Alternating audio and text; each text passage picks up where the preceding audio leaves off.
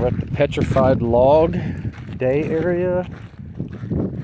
This is Valley of Fire State Park. There was a marker on the road to drive down this little side road, but we don't see anything here that is pointing out the Petrified.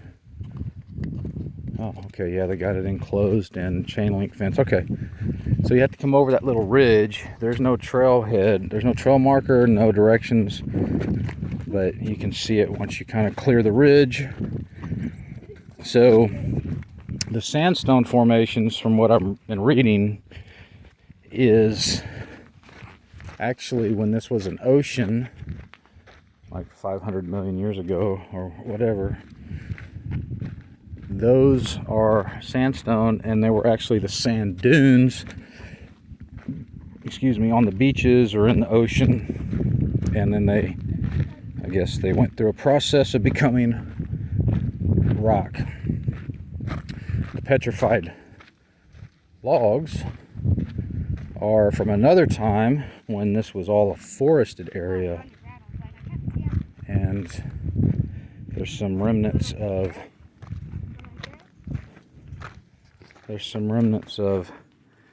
petrified forest right there. Very cool.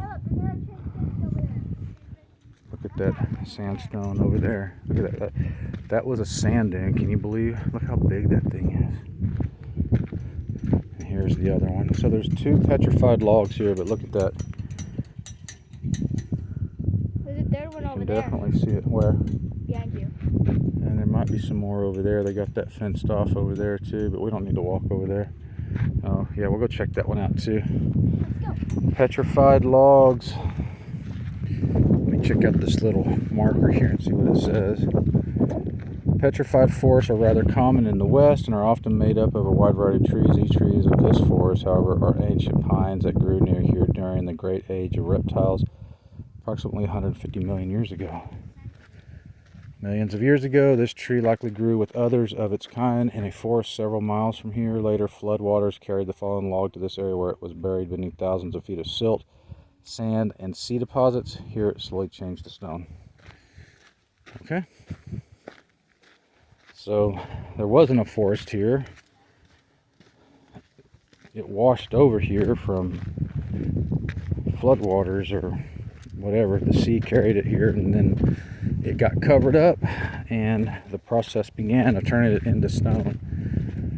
Which I don't really know much about petrified wood, but it's not wood, obviously, and I don't think it's actually the wood turning to stone. I think it's the wood is slowly replaced by a process as the wood deteriorates, and the rock or whatever that forms on the surface takes the shape of the wood. Maybe I could be completely wrong, but I don't know. Anyway, this is Science Hour with Ron.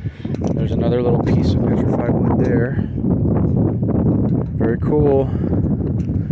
Yeah, and these are all little short, just, you can park. There's a parking lot, and then you can just walk right over to them. While the log was buried, groundwater carried minerals in solution, worked its way into the microscopic air spaces and the woody tissues. Here the minerals were deposited, completely filling available space. The colors in the log are usually caused by oxides of iron or manganese. So I was saying, the wood deteriorates and the minerals are left behind. That's exactly what I thought. Alright. So, not as cool as the petrified forest itself. There's another fence over there. Maybe they just have that fenced off where you can't climb on that formation. Well, then they would have that fenced off, though. Yeah, well, you can climb on a lot of these formations. They don't care. But there's some of them they don't want you climbing on. And that could be, there's no telling what's in there. It could be burial mounds in there. There could be 1,000 different reasons why. Maybe a science lab underground in there. But look at those sandstone formations over there. Alright, let's head back to the car and move on. We're going to go to the Beehive Rocks next.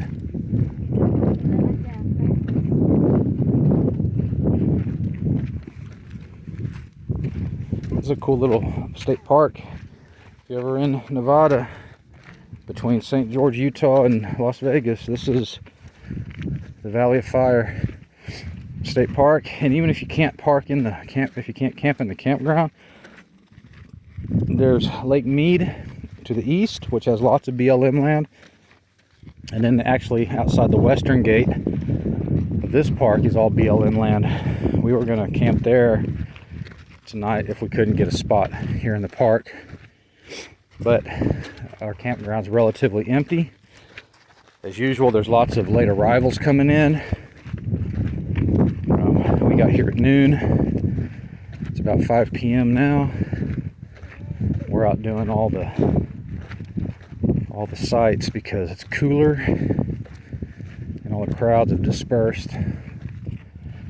But I'm gonna have to write an ebook on how to be strategic with finding campgrounds in a world full of people who are becoming nomadic. I think that would be a good book, because I see so many people making too many mistakes when it comes to trying to find campgrounds and being very discouraged of people in campgrounds who have been there and are trying to get rest.